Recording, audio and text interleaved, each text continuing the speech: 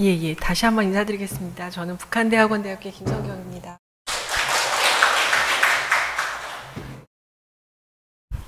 여기 너무 신부님과 수녀님들이 계시는데 이렇게 불경스럽게 앉아서 발표를 해도 되는 건지, 그래서 저 위가 좀 더 편하겠다 이런 생각을 하면서 있었는데 또 수녀님께서 앉아서 하라고 그러셔가지고 앉아서 하도록 하겠습니다.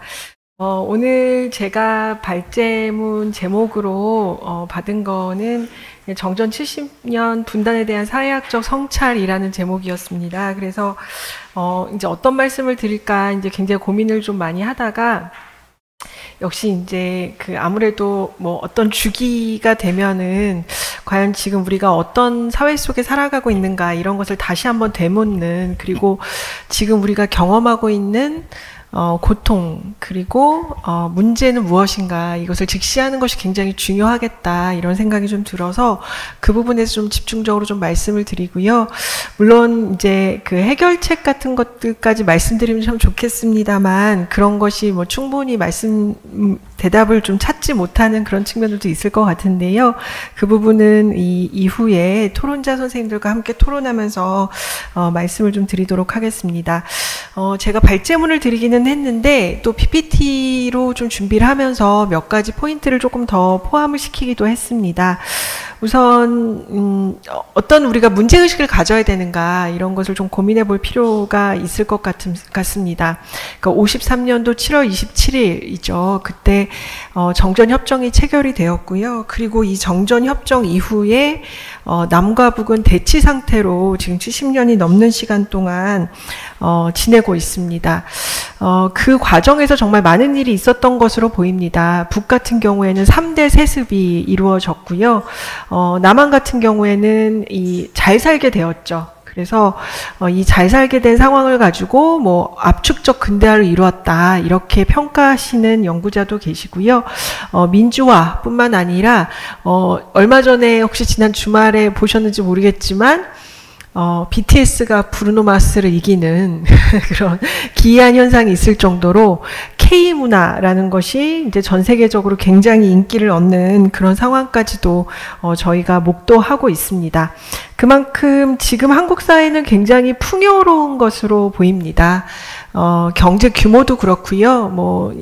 많이 얘기하는 1인당 GDP 같은 경우에는 한 3만 불이 넘는 것으로 알려져 있고, 그리고 세계 또 경제 규모 순위는 약 10위권에 이 10위권으로 올라가게 되었죠. 그런데 제가 요즘 하는 고민은 그런 것 같습니다. 굉장히 잘 살게 된 것 같은데 사람들이 과연 행복한가, 사람들이 풍요롭고 정신적으로 안정되게 살아가고 있는가, 이런 지점에 대해서는 좀 여러 가지 논쟁이 있는 것이 아닌가라는 생각이 좀 들었습니다. 이게 이제 단순히 언론이 너무나 많이 그런 사회 문제를 보도해서의 문제가 아니라 실제로 OECD 국가 중에 우리나라가 자살률 1위의 불명예를 갖고 있고요. 그리고 많은 사람들이 이제 마음이 아픈 우울증을 전 세계적으로도 굉장히 우울증 발병률이 가장 높은 국가 중에 하나이기도 합니다. 이거는 이제 보여주고 있는 거죠. 그러니까 경제적 풍요라는 것이 사람들의 마음의 어떤 풍요, 마음의 안정까지 만들어내고 있지는 않다라는 것을 좀 보여주는 것으로 보이고요. 특히 저는 이 한국적 상황에 굉장히 특수성이 있다 이렇게 생각이 드는데, 이 한국적 상황의 특수성이라는 것은 바로 이 분단이라는 것과 같이 연동되는 방식으로 이러한 불안정한 상황들이 확대 재생산되고 있는 것이 아닐까 하는 생각입니다. 그래서 오늘 제가 좀 더 집중적으로 말씀드릴 것은 종북이라든가 빨갱이라든가, 그리고 북한과 관련된 여러 가지 기표, 혹은 북에서 오신 분을 지칭하는 북한 이탈 주민을 대하는 우리의 이중적인 시선, 이런 것들이 좀 내포하고 있는 이런 문제점, 그리고 그런 것이 혐오와 적대로 확대되고 있는 상황에 대해서 조금 더 집중적으로 말씀을 좀 드리고 싶습니다. 뿐만 아니라 최근에 한국의 상황, 뿐만 아니라 전 세계적으로도 좀 그런 모습이 많이 보이고 있는데요. 예를 들어서 극단적인 정치 목소리가 확산되는 것, 그게 뭐 극우주의라고도 얘기될 수도 있을 것 같고요. 아니면 좌파적 파시즘의 증가, 뭐 이런 것도 많이 확인되고 있는 측면들이 있는 것이죠.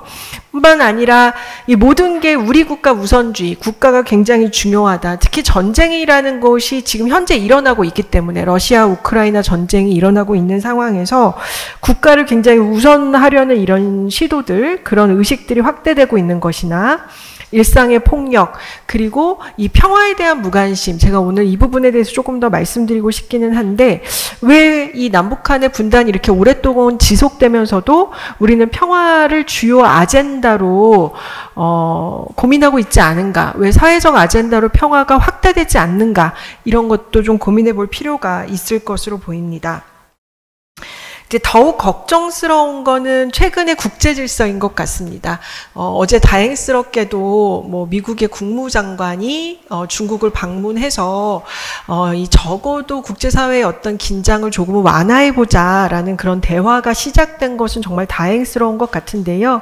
지금 전 세계는 새로운 냉전이다라고 얘기될 정도의 신냉전의 체제가 구축되었다. 이렇게 지금 판단하고 있는 것으로 보입니다. 그래서 이 신냉전이라고 얘기되는 아주 오래된 냉전 이데올로기, 이미 우리 사회는 그 전부터 오랫동안 냉전적인 체제로 살아오고 있는데 신냉전이라는 또 다른 상황에 목도하게 되면서 더욱더 강한 방식의 냉전적 적대감, 혐오 이런 것들이 확산되고 있는 것, 그것이 가장 큰 문제가 아닐까 하는 생각을 가지고 있습니다. 자, 그러면 과연 이 문제를 어떻게 해결할까? 이제 이 제목 자체가 이제 어떤 사회학적인 고민을 좀 담아내는 게 필요할 것 같아서 제가 이제 여러 고전 사회학에서 어떤 식으로 이 문제를 바라보고 있는지를 조금 설명을 해보려는 시도를 해봤습니다. 근데 이제 이 사회통합이라는 문제는 계속적으로 굉장히 중요한 이슈였던 것 같습니다. 우리만 이런 뭔가 통합되지 못해서 갈등이 있고 그리고 뭔가 여러 가지 문제점이 있었던 거는 지금 현재 상황만을 얘기하는 것은 아니었으니까요. 그러니까 이 사회라는 것이 만들어지고 사회를 다루는 사회학이 시작된 이후에 이 사회통합이라는 것은 굉장히 중요한 질문이었다라는 말씀을 좀 드릴 수 있을 것 같습니다. 제일 많이 얘기하는 것이 바로 그런 거죠. 특히 자본주의 사회의 문제를 얘기했던 칼 막스 같은 경우에는 이 자본주의라는 경제 체제, 이 체제 자체가 결국은 특정 집단, 결국 노동자라든가 프롤레타리아트라고 얘기되는 그 집단을 착취하게 된다. 그렇기 때문에 그 착취의 불평등 때문에 사회통합이 이루어지지 않는다. 이루어질 수 없다라고 이제 주장하는 사람들도 있었고요. 또 다른 사람 같은 경우에는 물론 이 생산 양식이라고 얘기되는 경제 구조도 굉장히 중요하지만 더 중요한 거는 정신의 변화였다. 이렇게 이제 주장하는 사람도 있습니다. 그래서 이 막스 베버라는 또 다른 사회학자 같은 경우에는 이 프로테스탄트 에틱 이라는 어떤 종교적인 그런 윤리가 자본주의를 태동하게 했고 그 이후에 자본주의를 더 확산하게 하는 결정적인 역할을 했다. 뭐 이런 분석을 하고 있기도 합니다. 근데 이제 제가 가장 많이 관심을 갖는 이 학자는 바로 이제 뒤르갱이라는 사람인데요. 이 사람은 이 도덕과 윤리에 대해서 굉장히 주목하고 있습니다. 그러니까 사회는 계속 발전하고 사회는 변화할 수밖에 없는데 그 변화하는 과정마다 적절한 도덕과 윤리를 찾아낼 수 있다면 그것이 적절히 찾아내고 작동이 된다면 결국은 사회통합을 이뤄낼 수 있다는 것이죠. 근데 그 도덕과 윤리가 작동하지 않는 상태, 그 않는 상태가 바로 지금 우리가 경험하고 있는 어떤 불안이라든가 적대라든가 혐오 이런 식의 문제로 확산될 수도 있겠다 이런 생각을 좀 해보게 됩니다. 물론 그 이후에도 여러 가지 사회 통합에 대한 이야기가 나왔는데요. 제 생각에는 좀 그런 생각이 들었습니다. 우리가 도대체 어떠한 사회를 만들어가야 되는지 사회는 어떻게 통합되어야 되는지에 대한 이야기를 충분히 하지 못한 채 이제 사회 통합을 어떤 지향으로만 두고 그다지 그 깊은 고민으로 좀 확장되지 못한 것이 가장 큰 문제가 아닌가라는 그런 생각을 갖고 있는 것이죠. 그래서 제가 이제 말씀드리고 싶은 거는 바로 이런 겁니다. 그러니까 뭐 뒤늦갱이 예전에 이 자본주의 산업화가 막 이루어졌을 때, 산업화 사회가 만들어졌을 때 예전에는 비슷한 방식으로 생산하고 비슷한 음식을 먹고 비슷한 생활을 해서 사람들이 서로 연대할 수도 있었고, 아, 저 사람도 나랑 비슷해, 서로 도와야지라는 어떤 연대감을 가질 수 있었다면, 이 산업화가 이루어지고 난 이후, 그러니까 뭐 19세기, 20세기에 들어서는 우리가 서로 다 다른 일을 하고 있고 다른 곳에 살고 있고 다른 음식을 먹고 있지만, 그럼에도 불구하고 나는 나 혼자가 아니라는 것, 내가 결코 혼자 살아남을 수 없다라는 것을 서로 알기 때문에 분명한 연대감을 구축할 수 있을 것이다, 이런 이야기를 하고 있는 거죠. 그러니까 굉장히 사실은 긍정적인 방식으로 우리는 이 옆에 있는 타자가 중요하다라는 것을 알고 그것을 통해서 연대감을 만들어낼 것이다, 이런 주장을 한 바도 있습니다. 하지만 그것이 잘 이루어지지 않았죠. 그래서 이제 저는 뭐 감히 제가 분석을 한다면 지금의 상태가 어떻게 보면은 새로운 사회로 이행되는 과정에서 우리가 어떤 도덕이나 윤리의 구조가 만들어지지 않는 어떤 이행기적인 상태이며, 이런 이행기적인 상태에서 모두가 굉장한 혼란 속에 빠져 있는 것이 아닌가. 이 뒤늦갱의 용어로는 일종의 아노미적 상태에 빠져 있는 것이 아닐까 하는 그런 생각을 갖고 있습니다. 그래서 뭐 우리가 많이 얘기하잖아요. 도덕이 없음의 상태를 바로 아노미라고 얘기한다, 이렇게 이야기를 하는데, 우리가 아노미는 사실 굉장히 개인적 수준에서의 어떤 혼란, 이렇게 생각하는 경향이 많은데, 분명한 거는 이 사회 구조의 변화, 그 변화가 제대로 작동하지 않는 상태를 아노미라고 해석할 수 있다라는 것이죠. 그러니까 이거는 결국은 사회 변동과 도덕 규범의 지체 현상을 포괄적으로 해석하기 위한 용어로서 아노미를 이야기할 수 있다라고 설명드릴 수 있을 것 같습니다. 자, 그래서 제가 생각하는 거는 아까도 잠깐 말씀드렸다시피 우리가 기존에 가지고 있던 어떤 산업적인 구조 내에서의 생산하는 방식이 있었다면 그것이 다른 형식으로 변화해 가는 거죠. 그 변화해 가는 과정 속에서 일정 부분 무엇을 따라가야 되는지 모르는 상태, 그런 상태로서의 아노미를 경험하고 있는 것이고, 그 아노미적 상태가 바로 사회통합을 제약하고 있으며 또 다른 방식으로는 체계 통합조차도 어렵게 하고 있는 상태를 만들어내고 있다라는 말씀을 좀 드리고 싶습니다. 물론 이 통합의 문제에 대해서는 이걸 또 뭐 사회통합은 사회통합으로 나눠야 되고 체계통합은 체계통합으로 나눠야 된다, 이런 식의 논의들이 있어서 제가 잠깐 발제문에 좀 소개를 했는데요. 제가 말씀드리고 싶은 거는 그런 것 같습니다. 이 사회통합과 체계통합, 구조가 어떻게 분화되는 문제나 우리가 사회적으로 서로 적대하는 이 두 개의 문제를 함께 총체적으로 살펴보려는 시도가 굉장히 중요하겠다라는 말씀을 좀 드리고 싶고요. 그래서 우리가 경험하고 있는 이 아노미적 상태를 극복하는 것, 그러니까 뒤늦갱이 얘기하는 이 아노미적 상태는 결국은 이 변화의 상황을 적절하게 이해하고 대응할 수 있는 도덕과 윤리를 찾아내는 것, 바로 이 과정을 우리가 고민해야 된다라는 말씀을 좀 드릴 수 있을 것 같아요. 자, 그래서 조금 더 사례로 들어와서 말씀을 좀 드리려고 합니다. 제가 오늘 사례로 갖고 온 것은요, 바로 이제 북한 이탈 주민입니다. 뭐 많은 분들, 여기 계신 수녀님들이나 신부님들께서 북에서 오신 분들을 돕는 일을 하고 계시는 것으로 잘 알고 있고요. 또 어떤 측면에서는 북한 이탈 주민은 일종의 우리 분단된 사회에서 북에서부터 왔기 때문에 북을 대표하는 집단으로서 한국 사회에 받아들여지는 경향들이 존재하고 있기도 합니다. 그래서 이제 굉장히 복잡한 위치 속에 있는 존재들이 바로 북한 이탈 주민이라는 생각이 드는데요.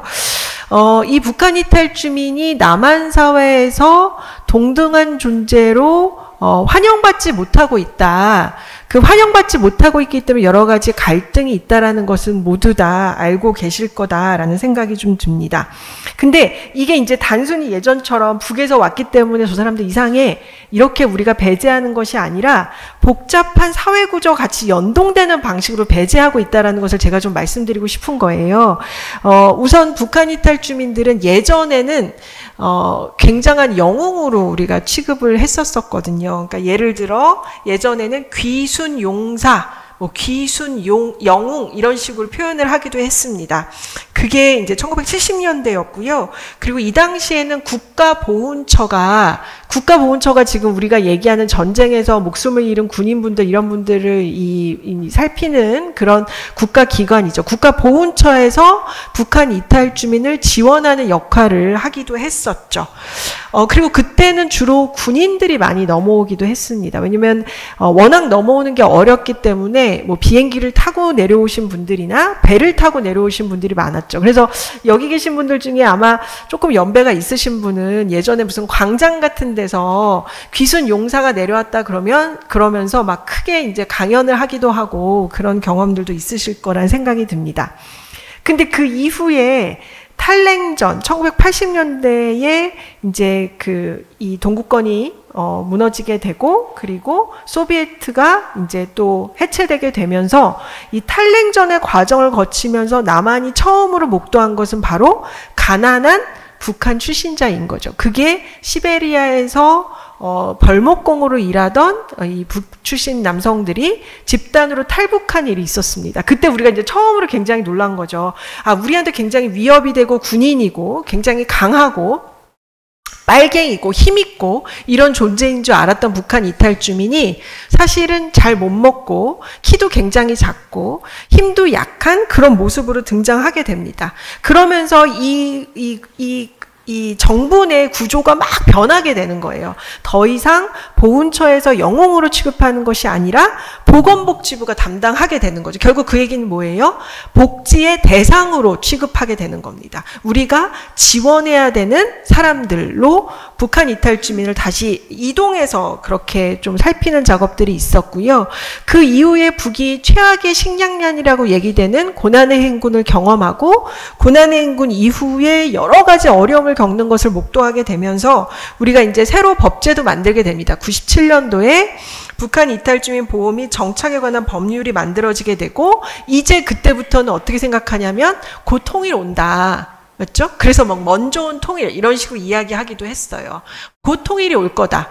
그리고 북을 어떻게 보면은 이미 내화한 존재들이다. 통일 실험이다. 이런 식의 이야기를 많이 했죠. 사실 그 당시에는 대량 탈북을 우리가 많이 생각했었고 그리고 북에서 오신 분들이 숫자가 2009년 같은 경우는 거의 3,000명에 육박할 정도로 많이 증가하기도 했습니다. 그러니까 이 과정들 자체가 그 이후에 이제 통일부가 마련하게 되고 그리고 통일부는 또 그 이후에 엄청나게 많은 방식으로 자신들의 조직을 만들어내게 되고 이탈 주민을 지원하게 되는 이런 구조적 어떤 체계의 변화 같은 것들이 있는 거죠. 근데 이 구조적 체계의 변화에 따라서 우리가 북한 이탈 주민을 보는 시각들도 점점 더 변해가게 되는 거예요. 예전에 영웅이라고 하지만 사실 엄청나게 무서워하는 존재였다가 그 이후에는 가난한 사람들이니까 우리가 도와야 되나? 이런 생각을 갖다가 그 다음에는 통일을 준비하는 통일을 상징하는 집단이다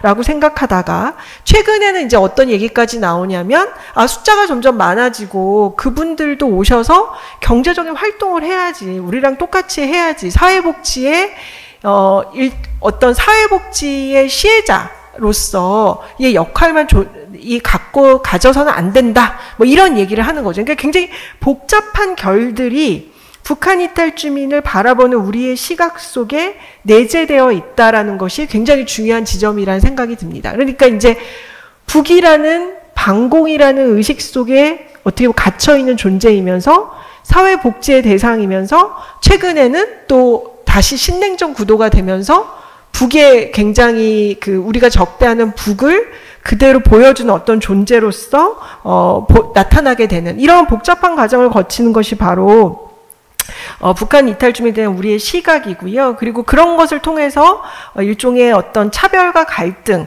그런 모습들이 나타나고 있다. 이런 생각이 좀 듭니다. 그래서 제가 이제 조금 더 말씀드리고 싶은 거는 그런 것 같습니다. 이 사회통합의 문제는 굉장히 복잡하게 작동하고 있는데 여기에서 또 많이 무시되고 있는 것이 감정이라든가 감각이라든가 정동 같은 논의가 아닌가라는 생각이 드는 거예요. 그러니까 예전엔 지금 체계도 분화되고 있고 사회통합을 해서 도덕과 윤리를 이야기하는데 우리가 왜 특정 집단을 이유 없이 적대하고 혐오하는가? 예, 이런 거를 한번 고민해 볼 때가 된 것이 아닌가라는 생각이 드는 거죠. 그러니까 북에서 오신 분들을 우리의 이웃이라고 얘기하고 통일의 같은 파트너라고 얘기하면서도 동시에 완전한 우리의 이웃이나 친구로 받아들이지 못하는 그 기저에는 과연 어떠한 감정이 작동하고 있는가? 어떠한 마음이 작동하고 있는가. 저는 이제 그런 것들을 좀 살펴보는 작업들을 하고 있고, 물론 이런 거는 저만 하고 있는 작업들은 아닙니다. 이제 많은 분들이, 마음이라는 것을 가지고 연구하고 계시기도 하고요. 남한 사회의 마음을 예전에 민주화 시대는 어떤 진정성의 마음이었다가, 최근에는 경쟁만 일삼는 신자유주의적인, 굉장히 생존주의적인 마음으로 변했다. 이렇게 이제 주장하는 분들도 계시고요.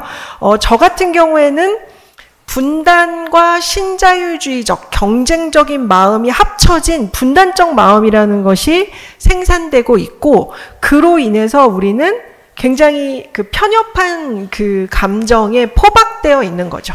예, 우리가 가지고 있는 이런 감정들이 굉장히 이분법적이고 혐오와 적대를 내재할 수밖에 없다. 이런 말씀을 좀 드리고 싶네요. 자, 그래서 특히 제가 좀 주목하는 것은 바로 이 혐오입니다. 혐오.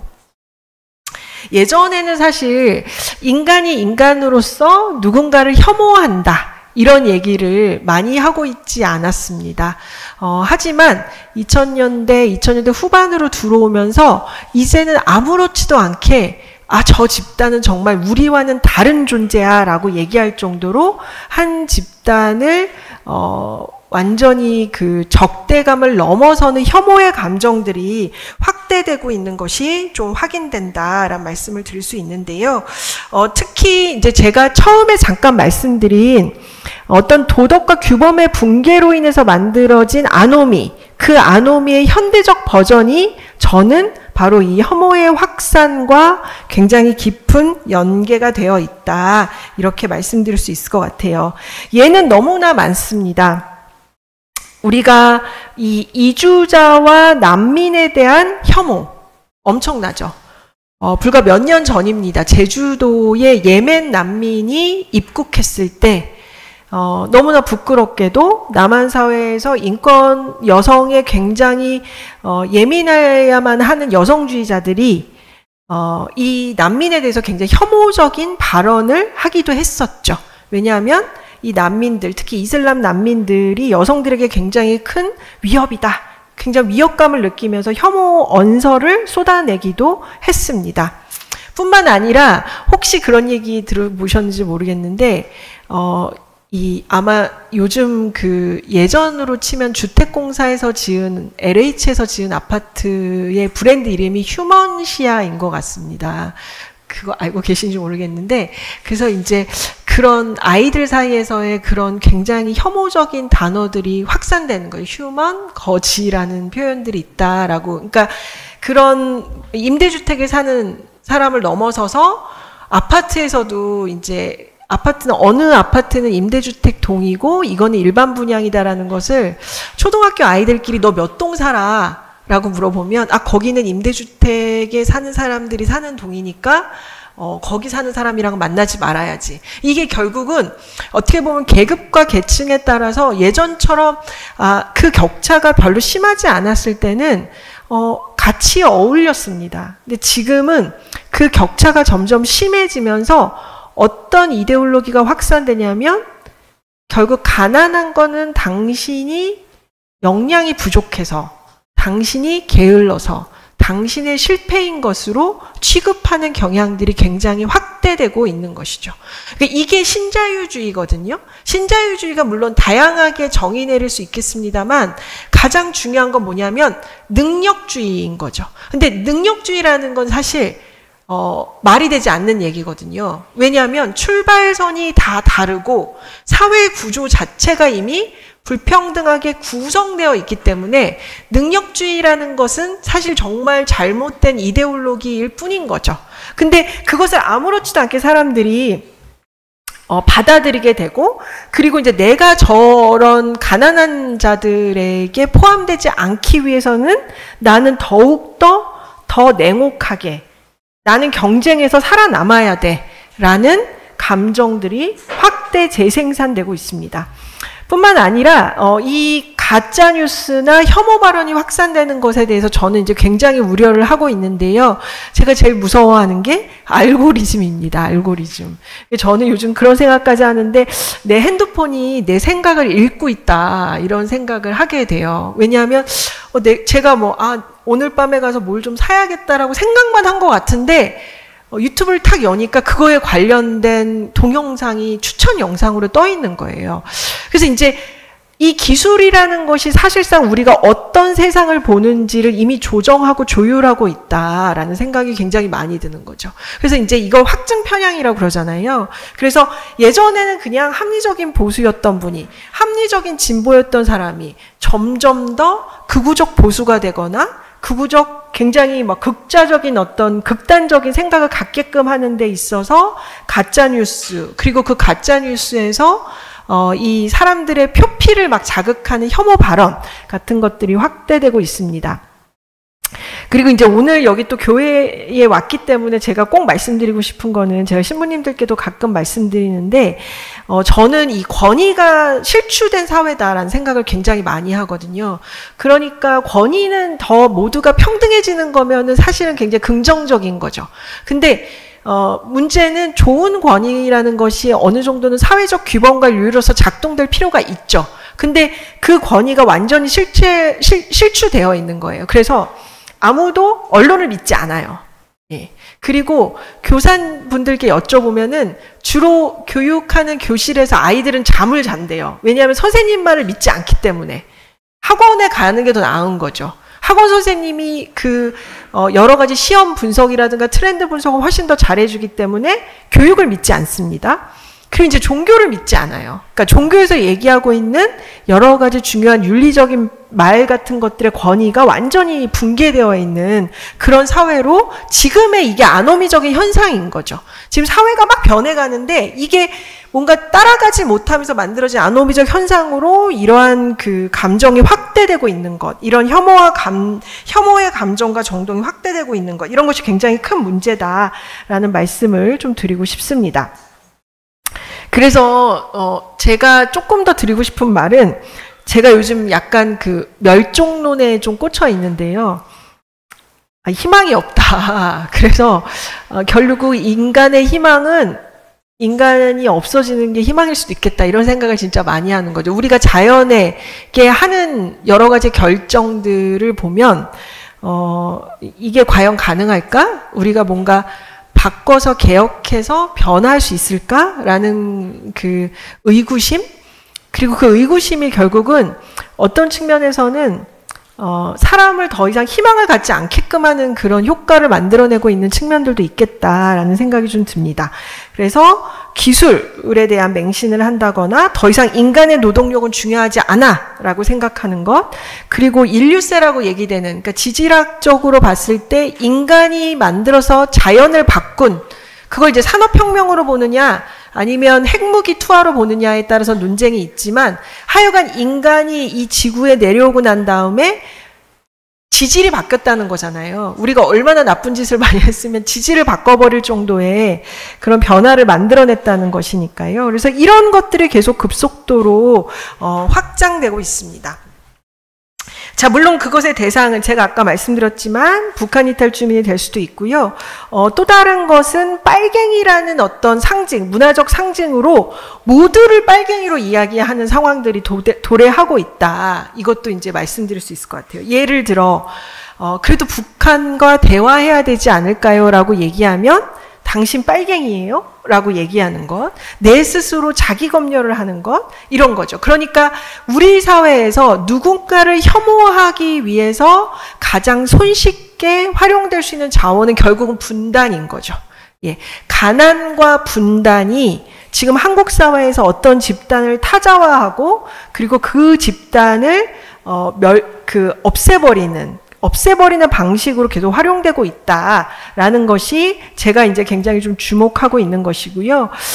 특히 이 혐오라는 것에 제가 더 무서운 거는 그런 겁니다. 그러니까 예전에는 누구를 미워해요, 싫어해요는 거는 그래도 같은 사람으로서 미워하고 싫어하는 거죠. 근데 이 혐오의 감정은 주로 이 많은 연구자들, 철학자들이 하는 얘기로는 사람이 아닌 존재로 취급하기 때문에 불러일으키는 감정이라는 거예요. 이제 굉장히 동물적인 속성을 지닌 것들을 어떤 집단에게 투사하게 된다는 거죠.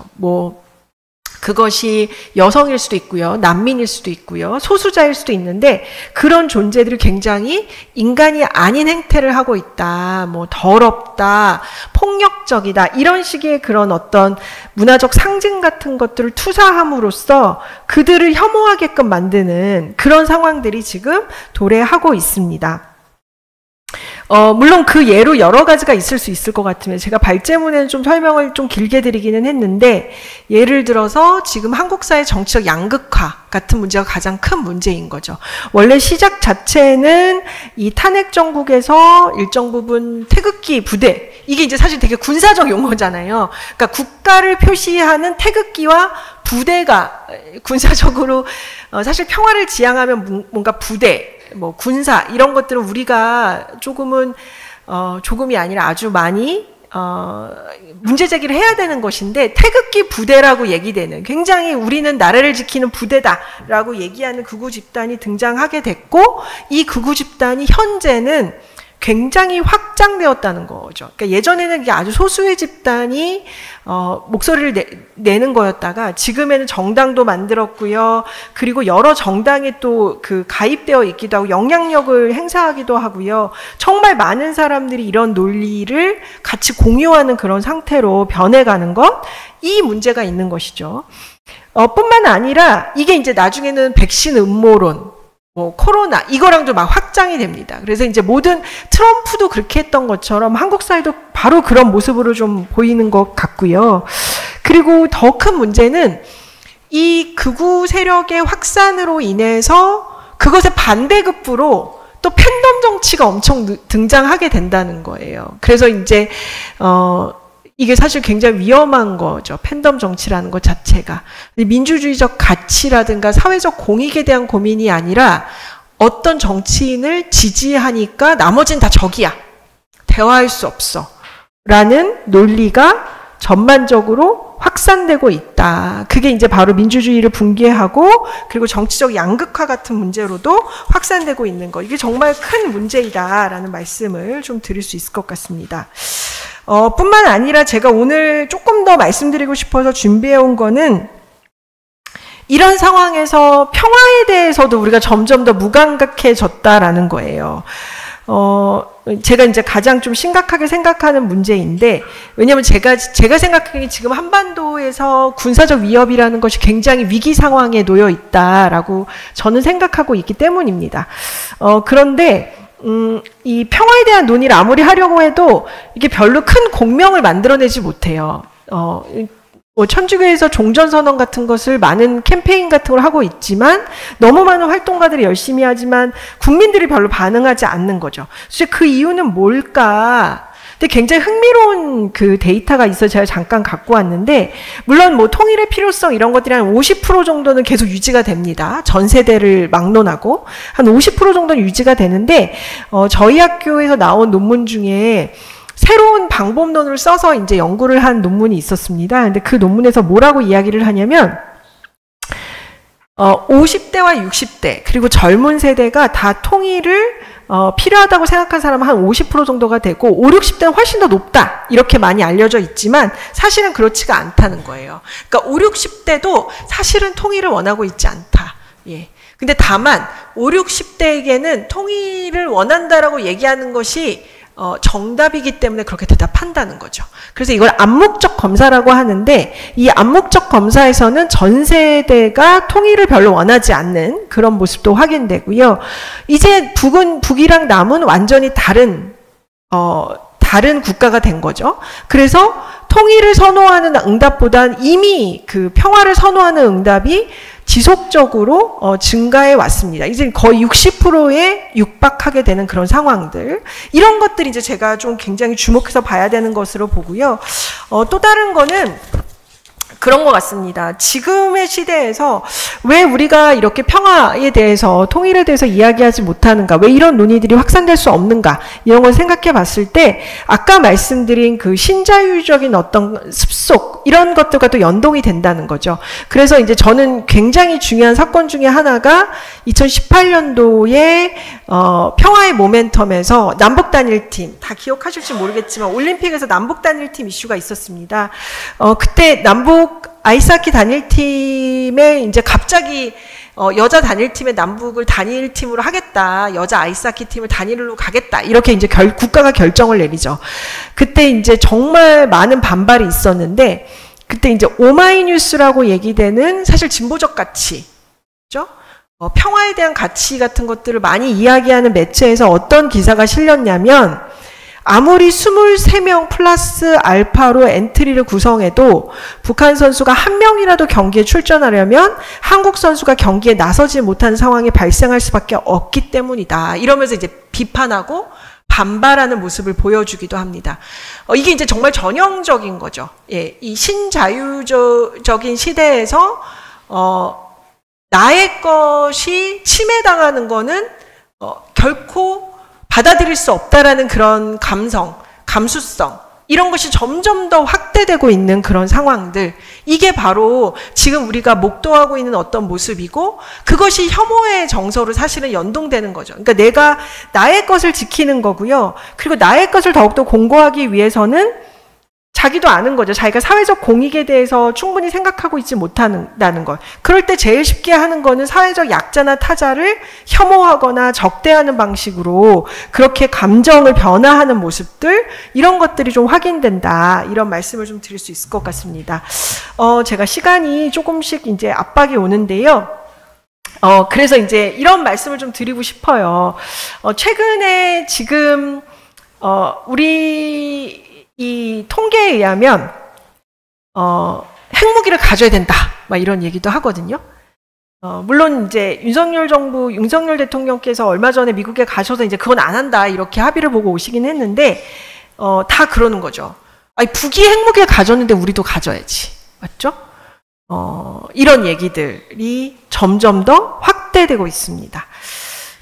그리고 사람들은 이 평화라는 것 자체를 남북 간의 군사적 긴장이라든가 이런 논의들과 연결시키는 것이 아니라 나의 안전, 나만의 안전으로 아주 개별화된 방식으로 의미화하고 생각하고 있습니다.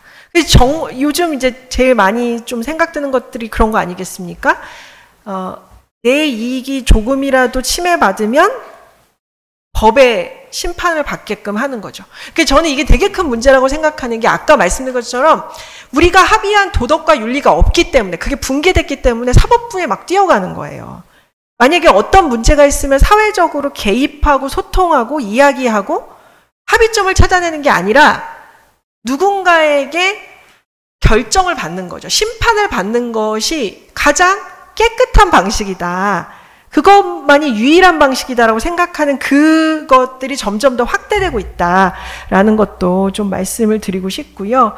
그래서 지금 평화, 그리고 전쟁을 준비하자, 이런 얘기도 나오고 있고, 개인의 평화에만 더욱더 매몰되고 있는 모습들, 그리고 더 나아가서는 우리는 정의로운 전쟁과 평화, 정의로운 전쟁 가능하지. 근데 그 정의로운 전쟁이라는 건 결국 우리 편의 전쟁이지.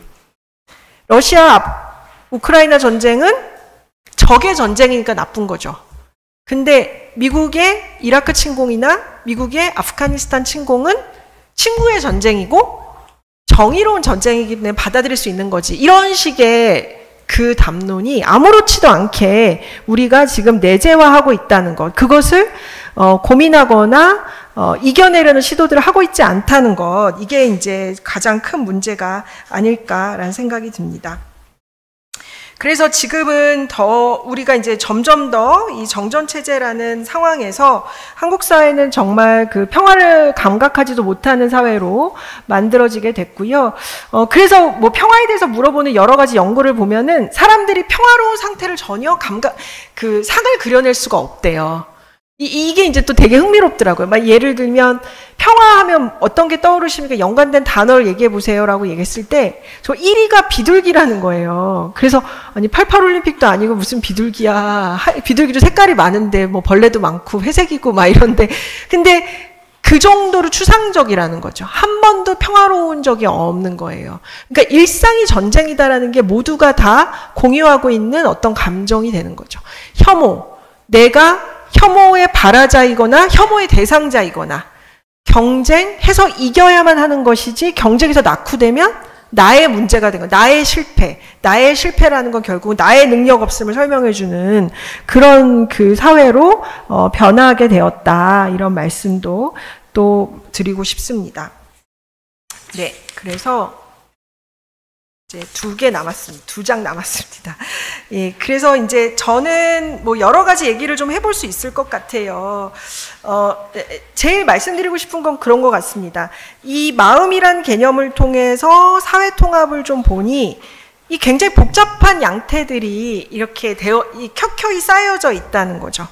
그래서 예전의 분단, 전쟁에서부터 올라오는 마음, 거기에 민주화를 경험하면서 뭔가 사회적 가치를 추구하는 진정성의 마음, 거기다가 지금 신자유적으로 생존해야 된다는 생존의 마음, 최근에는 기계, 혐오, 멸망, 이런 식의 마음이라는 것이 다 같이 얽혀있는 상태가 현 상태이다라는 생각이 좀 들고요.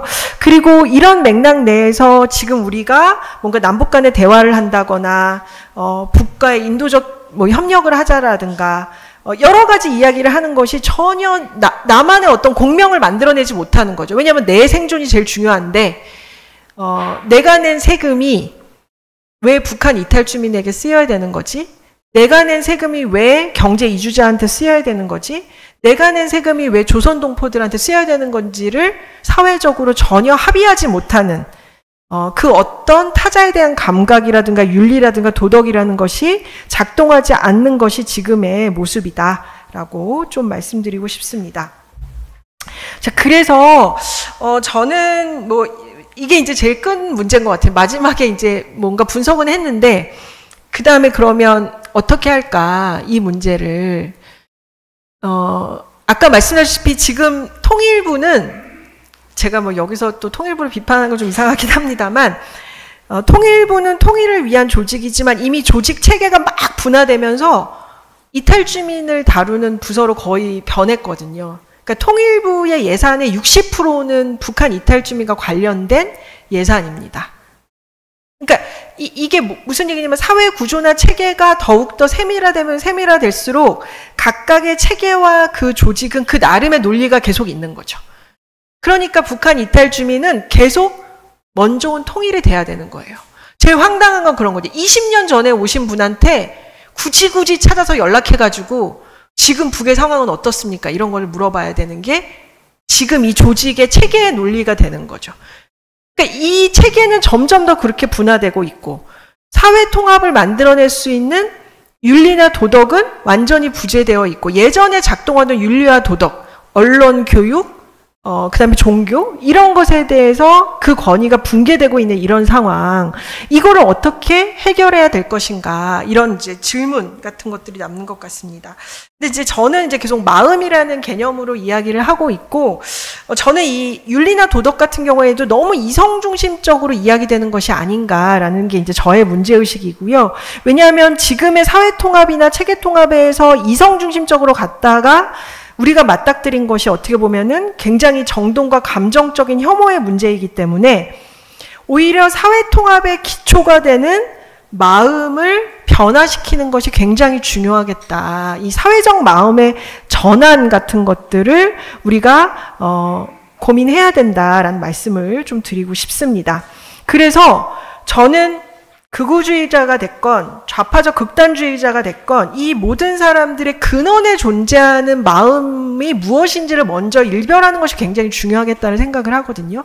그러니까 어떤 양극단에 있는 집단을 타자화하고 배제하는 것이 아니라 과연 그 안에서 작동하는 공포, 그 안에서 작동하는 그것이 무엇인지를 명확하게 일별해내고 그것을 해결하려는 시도가 같이 연결될 때만이 우리가 사회통합에 대한 고민 같은 것들을 지속할 수 있겠다라는 말씀도 드리고 싶습니다.